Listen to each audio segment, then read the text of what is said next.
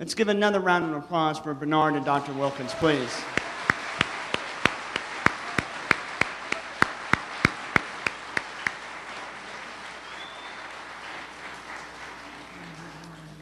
Hello.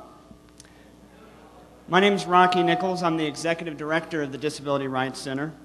And I want to just briefly tell you about a few of our services. Most of tonight is dedicated to learning from our past, Willowbrook helping to create the protection advocacy system, which we are in Kansas, and also learning towards our future and looking towards the future. And we're going to have some speakers that are going to come up to talk to you about some policy proposals that are before the legislature right now that, if they would pass, would create a much brighter future for Kansans with disabilities.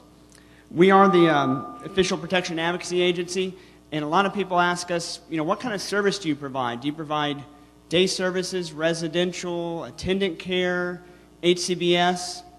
We don't provide any services like that. Those are all critically important services, but we provide a service that's unique and vastly different.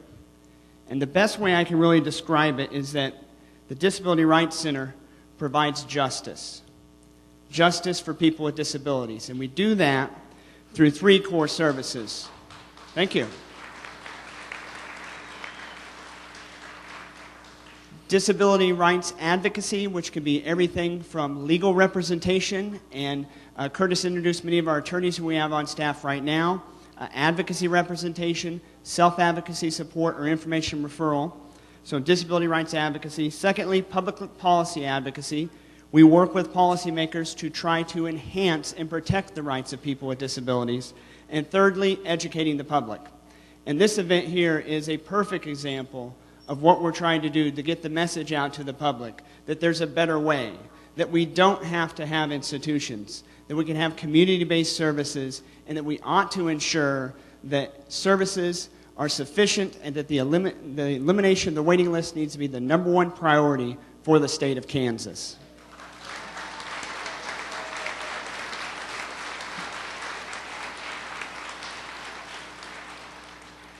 We serve about 1,300 Kansans with disabilities every year. About 100 of those are through legal representation, 800 through self-advocacy support and advocacy representation, and 400 through information and referral. Before I bring up the next speakers, at the end of the event, you will receive a backpack-type tote bag as a way of thanking you for all you do to advance the cause of disability rights in our state. In that tote bag, you'll find lots of fun stuff, free t-shirts, coffee mugs. Enjoy that, but I want to point out one thing that's in the book, that's in the tote bag, that's very important. It's this yellow folder here. This yellow folder is your action packet. This is your action packet. This is your tool to take action on the bills that are going to be talked about here today and to impact the lives of everyone in this room here tonight. In this packet, on the right-hand side, there's more information about DRC, the voter registration card, which is very important. One thing I do want to point out, because we're spending most of our time here today talking about Willowbrook, what we've learned from it, what it has created, and what the future holds with future public policy changes, if you want to learn more about DRC and our services, our DVD is in here. It's excellent. Is Matt Fletcher still here in the room? Matt, there's Matt Fletcher. Matt is the filmmaker. Give him a round of applause.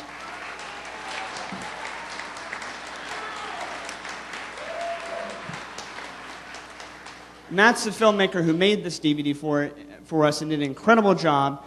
If you want to learn about our services, what we do, there are 3 different stories on this DVD told in a documentary-style format. If you just take a few minutes to look at it, you'll better know about the types of advocacy that we can help everyone in this room with. On the right-hand side of the packet, left-hand side of the packet, is the rest of your action plan, your action packet.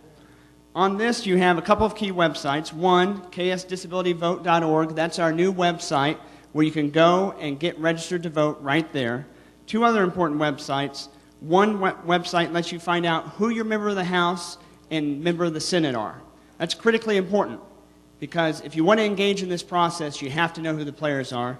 And the final website, kslegislature.org, which is in your packet, you'll be able to download the bills we're going to talk about here tonight. So that's there as well. Additionally, there's information about all the different issues we're talking about, mental health parity, the attendant worker bill, and House Bill 2761, which would eliminate all waiting lists and expand community capacity. Appreciate you all coming out here. I am just stunned by the turnout. Thank you all so much, and I think you all deserve a big round of applause.